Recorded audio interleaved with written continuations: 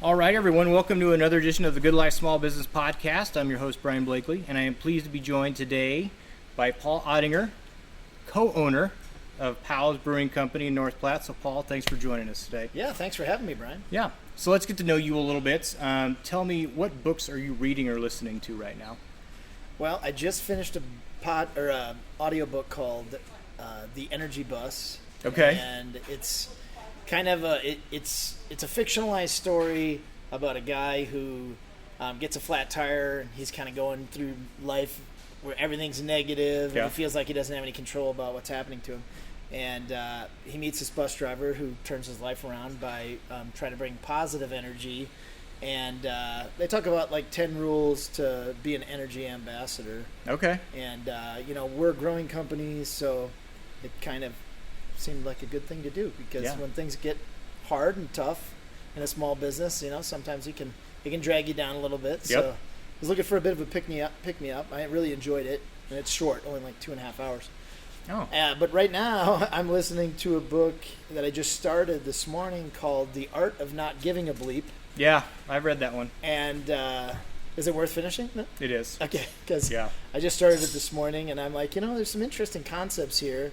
And I have a tendency I'm sort of a perfectionist at heart, I guess. Yeah. And so sometimes I have a tendency to over-internalize things that either I'm not happy about myself that I didn't do right, in my eyes at least, or just things that go wrong in general. So, well, I won't ruin it for you. Yeah, thanks. I won't ruin it for you, but it is a really good book, and it's not. The title's a little bit deceiving based on kind of what you get from it, but it's a good book. Yeah. So, how about podcasts? I don't do a tremendous amount of podcasts. Sometimes I listen to the brewing podcasts, so like the MBAA has one. Okay. And a lot of times there's new brewing science that comes out that they talk about. I've listened to some podcasts about how not to open a damn brewery. It's about breweries that have closed and lessons learned. I've listened to that one a couple times. Yep.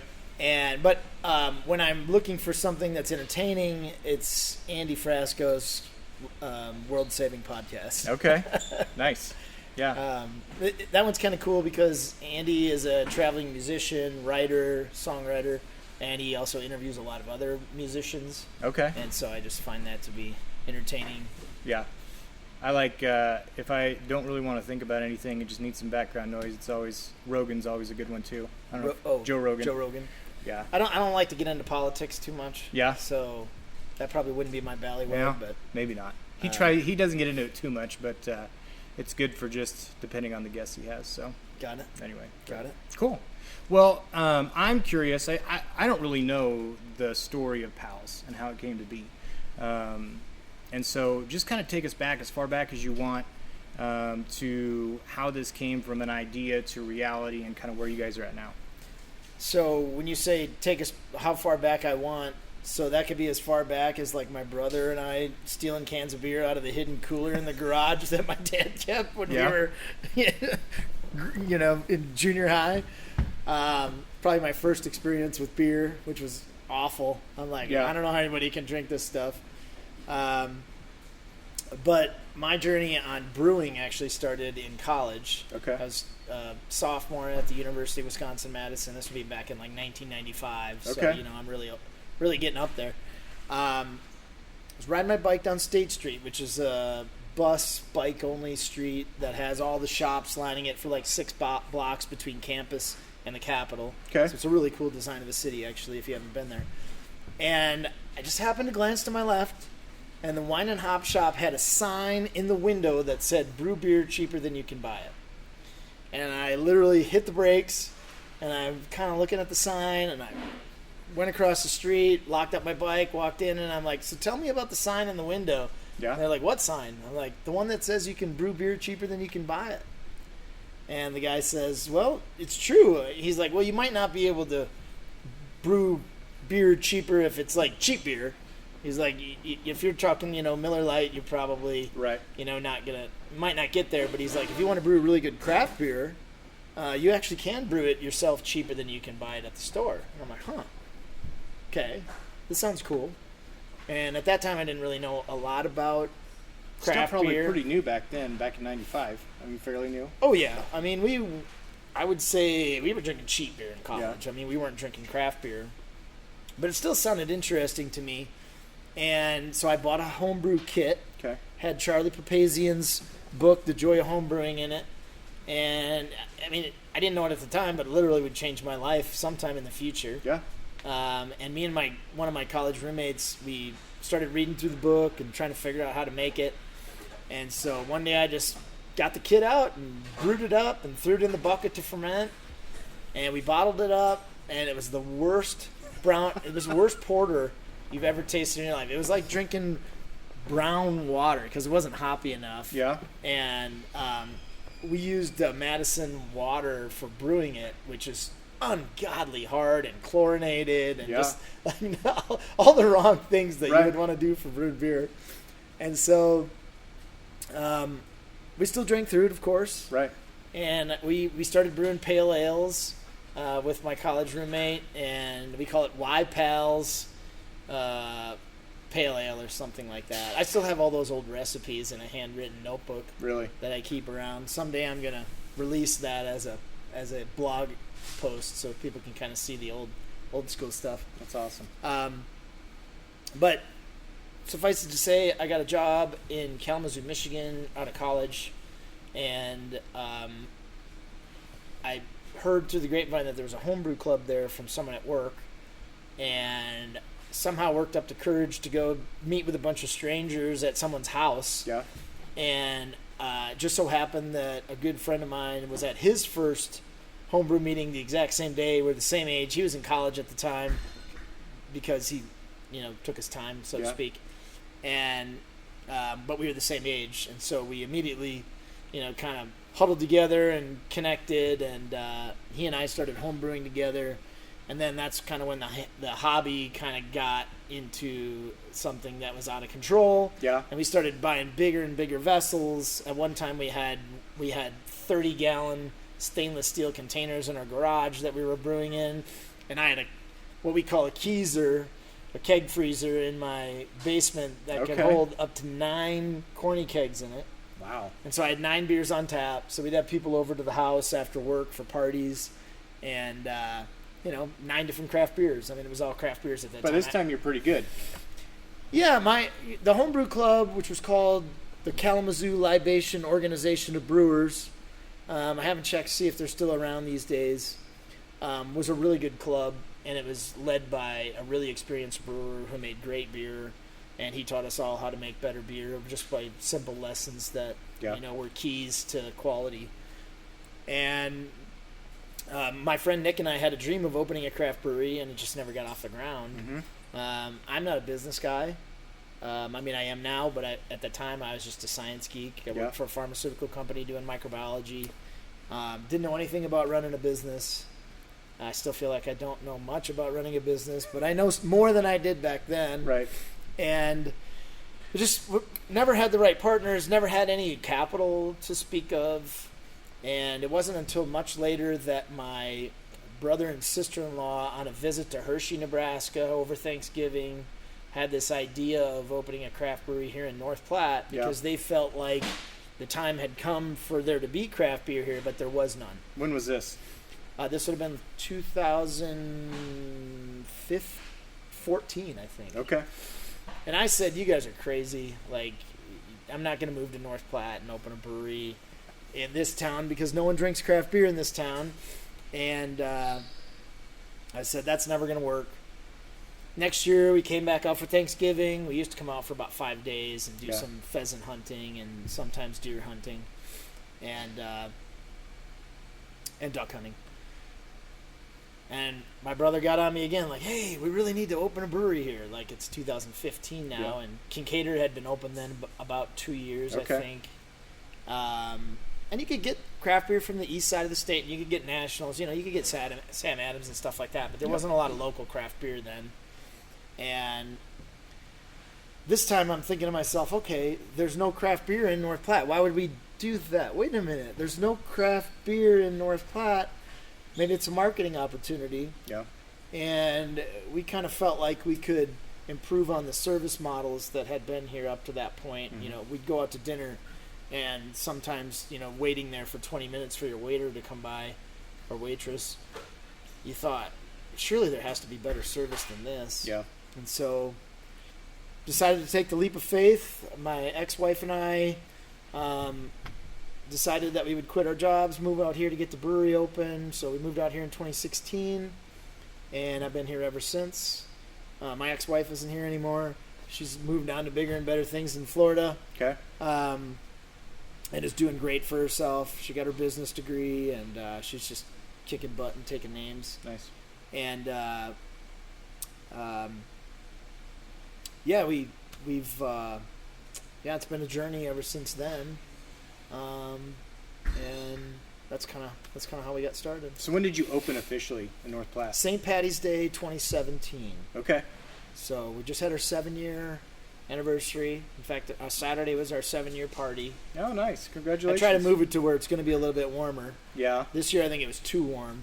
Might have affected attendance a little bit, but that's okay. Yeah, it was a nice weekend. It was steady busy. It was fun to celebrate with people. Yeah, that's awesome. We had a casino night, so. Very cool. Yeah. Now, did you open in the building where we're at now? Yes, Yep. except a much smaller version of it. Okay. At the time, we had 5,000 square feet combined. It was just a rectangular building. And we realized in about our third year that we were not going to be profitable with the size of tap room that we had and the amount of overhead that we had to pay for on equipment and real estate. We had to figure out how to get some more seating, so it was especially hard in the winter when the patios couldn't be seated. And so we ended up coming up with an idea. My mom's boyfriend at the time is an architect, great guy, and he had this idea about just building some panels that we could, put everything around. We insulated up in the soffit. Okay. And then we put some heaters in there. And every fall, we put the walls up. Every spring, we take them down. Yeah. And that gives us about another 90 seats out there. And that's when we started to make a profit finally. So cool. That was a godsend. And then we didn't have any office space, and we didn't have this entryway vestibule that we're looking at over on the left here. Yeah. And so people would literally be standing over there in the entrance, waiting for a table when we were full. And of course, they'd have the door open and the cold winds blowing in. And I finally talked my business partners into adding this vestibule so we could actually have a waiting area for people. And then we built the 2 offices to go with it, so we had some more office space. So that was the next addition. And then we expanded the kitchen 4 feet at some point. Okay. I'm going to say it was probably during COVID.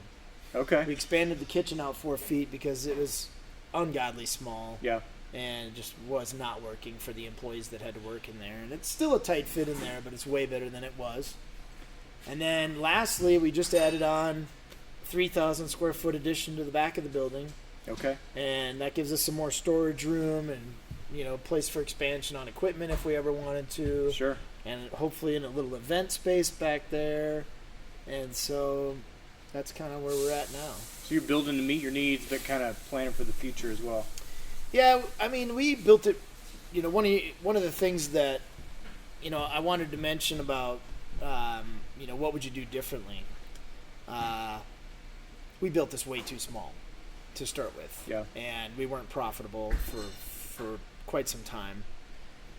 And that was not only stressful, but, we had a great flourishing business that people wanted to be at, but we just couldn't seat enough people all winter long. And so one of the things that I would do differently is I would have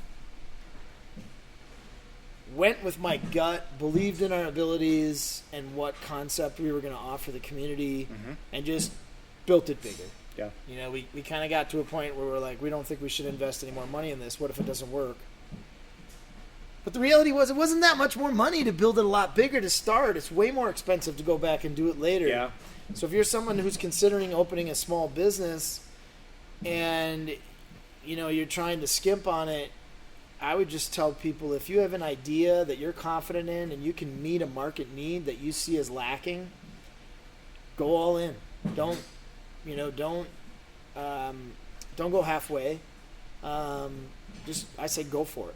Would you listen to yourself though? If you could go, if you now could go back to that first day, do you think you in 2017 would listen and be like, okay, fine, let's go bigger? Or do you think there still would have been hesitancy? Because I agree with you, and hindsight's 2020, but it's kind of that delicate balance when you're first starting out, because you're just like, man, I just don't know.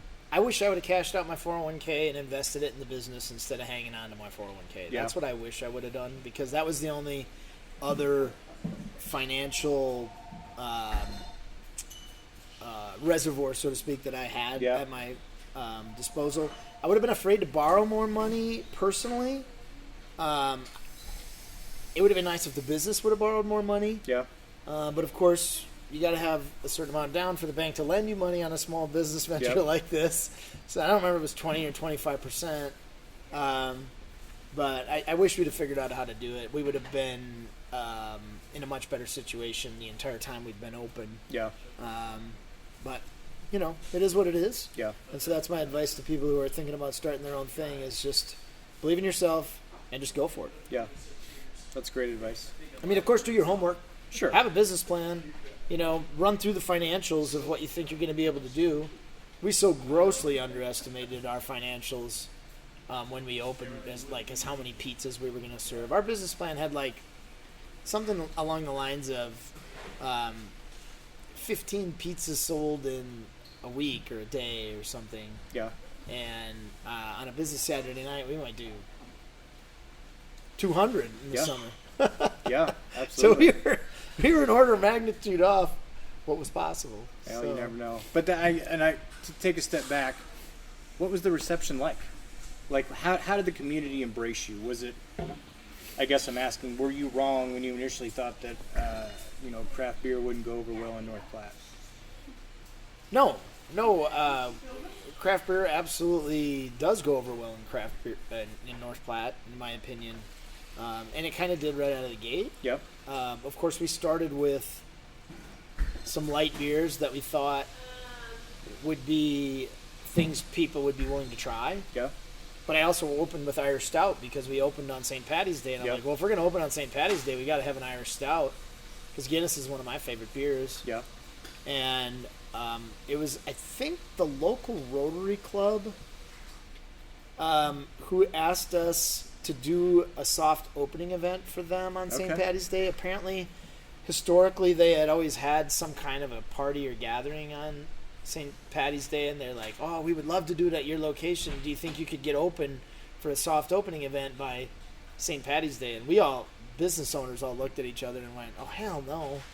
There's no way we can get open by that date. And then we kind of gathered back together and said, this is really our target clientele. Mm-hmm. It would be really good if we could figure out a way to do this. So we actually moved up our planned soft opening date by 2 weeks. Oh, wow. And I had to figure out how to get the beer brewed and get everything ready for that date. And I think we had like 5 beers the day we opened for soft opening, which was pretty good. Jerry Light was one of those beers that we still have that on tap. Yep. Irish Stout was one of those beers. We still have that on tap. I think Honey Wheat. I think Knobs IPA. Okay.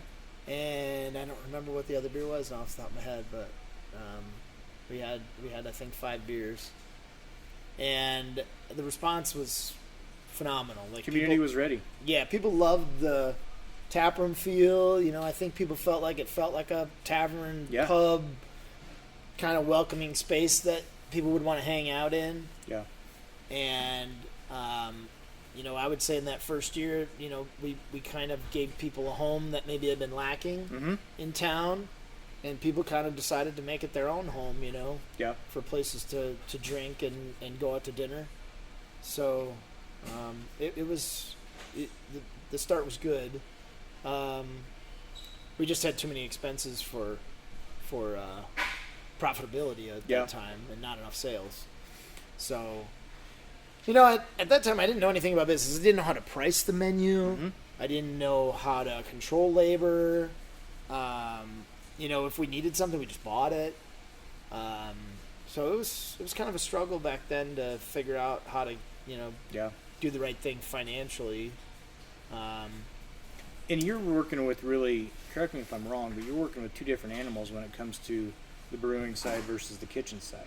I mean, there's things there on both sides of it that just add to the level of, especially when you're talking about pricing and price points and the menu and how to do all that stuff. I think that it would be like drinking from a fire hose to kind of try to, at first, to figure all that out. Well, when we opened, I didn't know what a P&L was, so a profit and loss statement. Yeah. I did not know what that was or what was in it. So that's how naive in business I was. Yeah.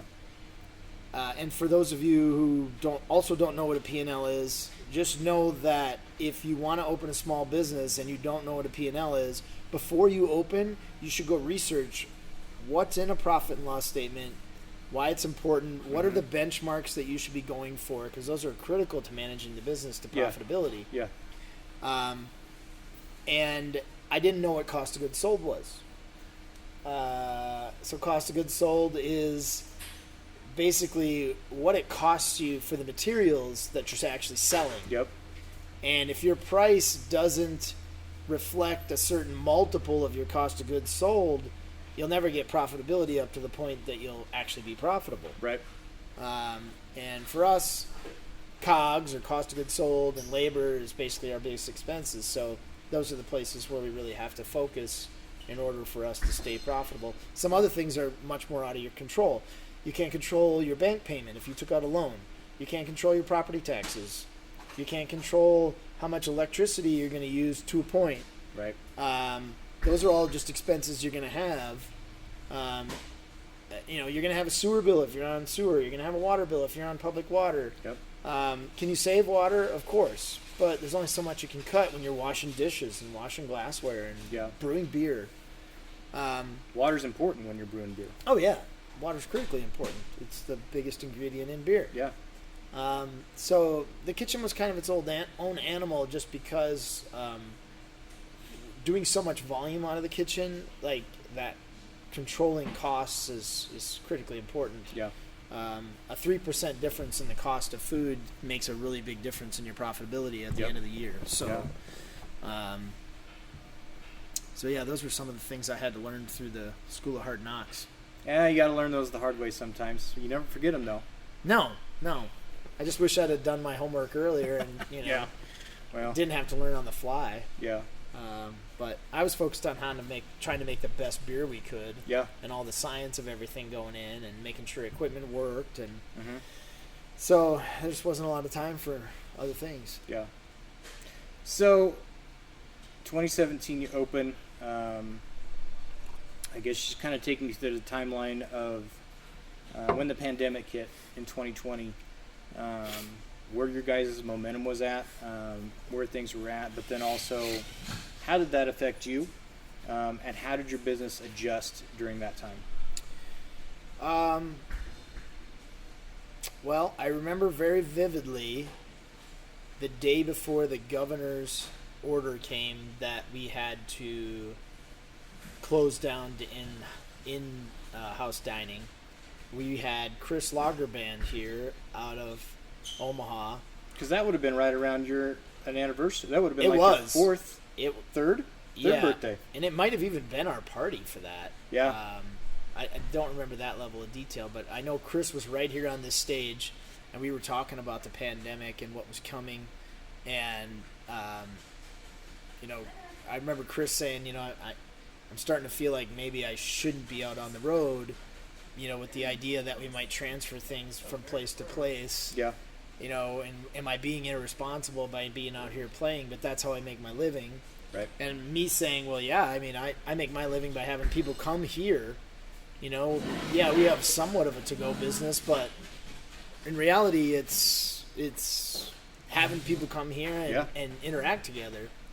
And so we were just kind of talking about how hard that was going to be. And, we went and did the show. We had probably 80 people in here. Yeah. And then the very next day, I think, is when the governor put out the order and we had to shut down. And so immediately my current GM at the time, Casey Sturgill, God bless his heart, he and I sat down and we actually went through and we designed a break-even P&L without being able to have in-house dining, and what was everything that we could cut out of the budget in order to save money, because we knew that things were going to get hard. Yeah. And so we went through that exercise. We looked at the overhead, so to speak, of what was left. Like we still have to pay taxes. We still have to pay the mortgage. We still, and maybe we could have went to the bank at some point and said, hey, we need to figure out a way to pause our payments and stuff like that. And of course, there was some government assistance with the Paycheck Protection Program. Mm-hmm. So that was kind of a godsend. And we switched to basically takeout mode only. We kind of tried to talk to our customers about how this is going to be a really tough time for us. And if you want to support us, please come in and get some pizza to go, get some beer to go. And for the most part, like, people were really receptive to that. Yeah. I mean, it was a really big outpouring of people coming out to buy gift cards. We had some pushes like that to try and stay afloat. And luckily, Governor Ricketts did a phenomenal job of managing the closures and the reopening, in my opinion, for small business. Because he knew if we have to shut everything down for an extended period of time, like, we're going to be losing tons of businesses. Yeah. And so he was like, did not close everything down until he had to, and did a really nice job of managing hospital bed capacity so that we could have Mark's over there doing construction on the place. Did a really phenomenal job of, then getting us back open before other states did, so that we could continue to make a profit, but while not, hopefully causing the virus to spread. Yeah. So lucky for us, we had this huge outdoor space here. So when the travelers got tired of being cooped up in California, New York, and other places, they all hopped in their RVs that summer. And when they were driving by on the interstate and found out that Pals Brewing Company had this huge outdoor space, like, we were busier than we'd ever been before. Really? 2020 summer was by far and away the busiest we had ever been. I mean, we ended up at the end of that year having sales that were crazy in the summer. Wow. Like, our summer was awesome. 20% more than any previous summer. So we were one of the lucky ones. A lot of businesses couldn't say that. Yeah. We really had to rethink everything about our business. Luckily, we had a lot of staff that voluntarily did not want to be working with the public. Yeah. So we were literally down to a crew of about 5, and every night we were in here doing nothing but takeout pizza and takeout beer. Yep. And I was one of them. My GM was one of them. My ex-wife was one of them. And then we had a couple employees. There might have been 6 of us. And, we were in here every night greeting our customers at the door with masks and everything else. Yep. It was quite an interesting time. One of those things that seems like a distant memory at this point. Yeah, honestly, it kind of does. Yeah, I was talking to someone about that the other day. How long ago it seems, but I feel blessed to have gotten through it in the way that we did. Yeah. So that's COVID. I think that small businesses, it's the ability to have something like that happen, but be able to adjust on the fly and to make changes, to do what needs to be done on a whim, really. I mean, for a lot of businesses, and to be able to adapt. I think it's just a great thing, and it's one of the freedoms that, if you are forward thinking, you can make adjustments on the fly, and nobody saw this coming. But I think there's a lot of businesses that, while it impacted some very negatively, there's others that have made the changes, and even going forward, realizing that, it was, they made the best of it. So. Yeah, if you were a big corporation, you were not quite as nimble. Right. A lot of big hotel chains and restaurant chains, they did not open up with the speed that we did. Right.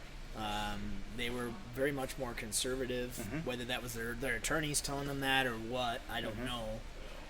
But it was nice to be a small business at that point and be able to make our own risk-based decisions. Yep. And we had a huge outcry from our customers that were just like, we want you open. Yeah. It was, we had a lot of our customers not wanting to wear masks and not wanting to, change their life, and just, saying, hey, I want the personal freedom to make my own choice. Mm-hmm. And guess what? If I get COVID and, you know, I have issues, like, that's on me. Yep. And they wanted to be able to make their own choice, and so they wanted us open and ready for business. Yeah. And so we said, all right, if that's what you guys want, like, we're on We'll be board. open. Yeah. And so we were open. I think that's a good boost for small businesses too. When you see when something like that happens and you see the support of the community, that they'll do what they can to help everyone get through it.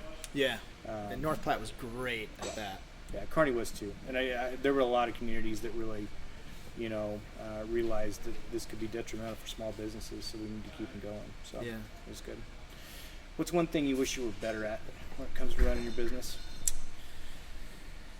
I would say I probably need to work on my chief energy officer skills. Yeah.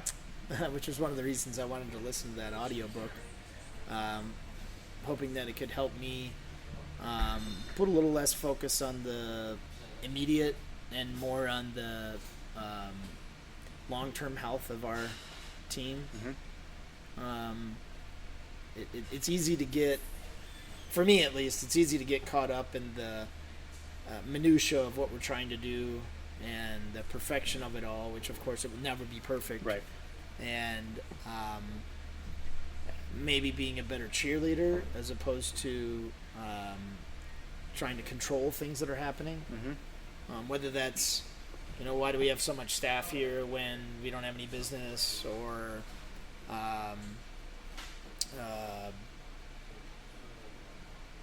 just the minutia of it all, I guess. Mm-hmm. And so I would like to be better at that, and also maybe just a better people manager in general. I'm more of a science guy, like I said. I enjoy the customer interactions of what we do. Mm-hmm. Those are the two things that I really get enjoyment out of being in this business, Mm-hmm. is the science and creativity of brewing, and even food, because I really love food. And I enjoy the customer interactions and the social aspects of what we do. Yep. And I want their experience to be as top-notch as we can make it. Right. And so I have this drive to make sure that, hey, the lighting's correct, the temperature's correct, the music's correct. All that stuff. Creating the vibe. There was a book that we read about, started by a guy who used to do, and still does, I think, coach owners on how to open a brewery on very minimal resources. Okay. And one of the things that he talks about in his book is you want to create what's called the oyster of, the shell of when people come in. How do they feel when they're in your establishment? And so I'm very big on walking into the tap room and the temperature is always correct. Mm-hmm. These are things that I want my staff to pay attention to, and when they don't, I get frustrated. So I kind of wish I was a little bit better at people management, I would say. And our business is changing. We're in the process of trying to bring on some new professionals to work here, try and take our business to the next level. And so hopefully I'll be able to back up and kind of take more of a 1,000-foot view instead of a 10-foot view. Mm-hmm. So that's kind of my hope for myself. Working on the business, not in the business as much. Exactly. Yeah. Exactly. Yeah. Because I think we have a lot of opportunity here that we haven't realized yet with our, the size of our space. Yeah. We were in the process of opening a drive-through coffee trailer in the front yard. You saw that Okay. trailer Yeah. out there? Yeah. And so Misty, my kitchen manager and wife, is got a crew of baristas out there right now. They're working on all the things we need to do to prepare to open. Nice. So next couple weeks here, we should be open and serving espresso drinks, and we've got some food offerings out there that we're going to start with. Very cool. And we'll be doing smoothie drinks and frappes and fruit smoothies and all kinds of stuff. Yeah. Very cool. So that's one thing we got going on, and then I've been planning a music festival since November. Okay. That we're going to have the first weekend of summer. Okay. And we've got some really good music acts booked for that. And first weekend of June? it'll be May 30th, May Okay. 31st, and June 1st. Okay. May 31st and June 1st are going to be kind of all afternoon and evening deals. But we've got some really good headlining bands, and actually, hopefully, going to be ready to announce that full lineup this week. Nice. So more to come. It's been a really long process to try and get this last headliner booked, but I think we're just this close to the finish line. So nice. Hopefully everything works out this week. I'm feeling good about it. Very cool. Very cool. So, all right, last question. Someone comes to you and they say, I'm thinking about starting a small business. I think you've touched on it a little bit, but what's one piece of advice you would give them? Yeah, I think, believe in yourself and just go for it. Yeah. If you've seen the market niche, and hopefully you've done your research and homework, do your due diligence with a financial assessment of what you think you can actually do. But don't sell yourself short. Sometimes when you go too small, you don't realize the profits that you otherwise could have, and that's what happened to us. Mm-hmm. And also, don't be afraid to hire people that are smarter than you. Yeah. That served me well in previous lives, mm-hmm. previous jobs. Take that to heart in your small business too. Mm-hmm. It doesn't have to be all about you. It Right. takes a team. It's okay if you're not the smartest one in the room. That's right. Be a leader. You don't have to know everything. Yeah. Use your team to the best of its ability, and use people for their strengths, and encourage that. Absolutely. Yeah, it is a blessing to watch others kind of grow in a role and flourish and use their talents. And I've said it before on past podcasts, but that's not really as an unintended consequence for starting a small business. But it can be really rewarding to see other people that, want to help your business grow, but also flourish. It's been a really fun experience to see the kids that we've hired and have moved on to bigger and better things. Yeah. After they've worked here, whether they've worked in the kitchen and now they're in college, or whether they've been a server and now they're, have decided to either go out on their own, or they're found a professional career that they enjoy more than this, because this isn't really a life job, right? It's been really fun to nurture and see people, improving themselves Yep. and moving on in their path and journey. So I do really enjoy that with the employee side of it. Absolutely. Very cool. Well, I'm sure you're a busy guy. You got a lot going on. So I appreciate the time. How can we find out? So as far as the music festival you got coming up, you guys are on Instagram, you're on Facebook, website. How can we find out more? The website is really the best place Okay. to go to see all of our events, to see what beers we have on draft, to see our food specials. The website is really the best place to go, but I know a lot of people don't, have the time to go out and check individual websites. So Right. We do our best to put all our events on Facebook. Okay. We post about once a day with what's going on here, because we have a lot of events, obviously. We also have beer releases and new food offerings and just different stuff going on. So those are probably the two best ways, I would say. Got it. We also do post a lot of stuff on Instagram. But the website's really where it's at. And if you're interested in the music festival, there's an event link to that on our website. Okay. It's also should be announced this week on Facebook, and so Okay. if you see that and you want to help us out, please share, so Yes. that thing goes viral. Yep. And hopefully we can sell enough tickets to be able to, break even and do it again next year. Absolutely. So that's the goal. Sounds good. So Paul, thanks so much. I've been here before with my family. We were outside. It was last summer, and we had a great time. I've seen you guys on social media and things like that, and so it was really a pleasure to sit down and just get to hear your story a little bit more. If you're listening to this and you're going to be going through North Platte, make sure you stop, grab a beer, have some pizza.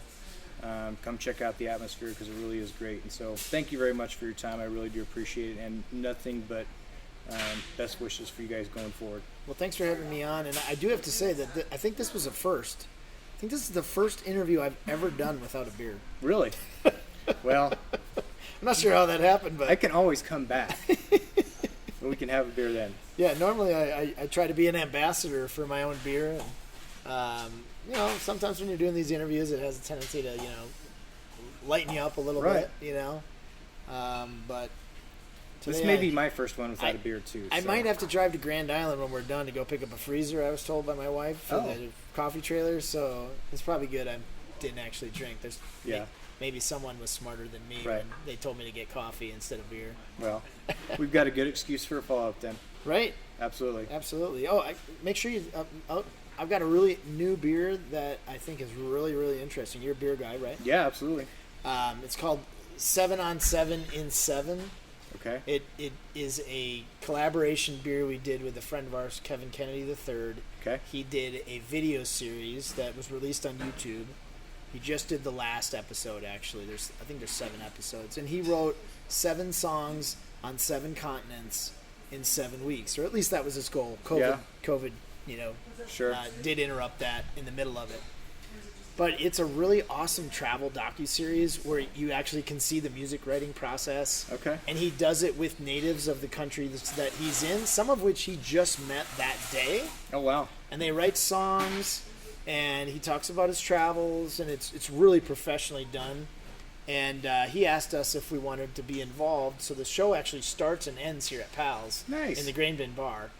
And I told him, well, if you're going to write 7 songs in 7 weeks on 7 continents, and you pull that off, when you come back, I'm going to make a beer with 7 malts, 7 hops, and we're going to release it and enjoy it. And so we just had a party up at the Fox Theater for his last episode. We released the beer. It actually has jasmine pearls in it. Oh. It's really an interesting beer. We bottled the whole thing. The label has a link to get to the video series. Okay. Which if you haven't seen, I swear to you, it is as good as anything on TV if you're into travel and different cultures and, of course, music.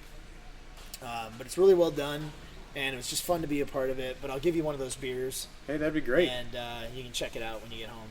That's awesome. And everybody's listening, come get your own. Yeah. The name of that is On 7. The series is On 7, and it's on YouTube, and it's really well done if you're interested in something fun to watch. Very cool. That's awesome. All right.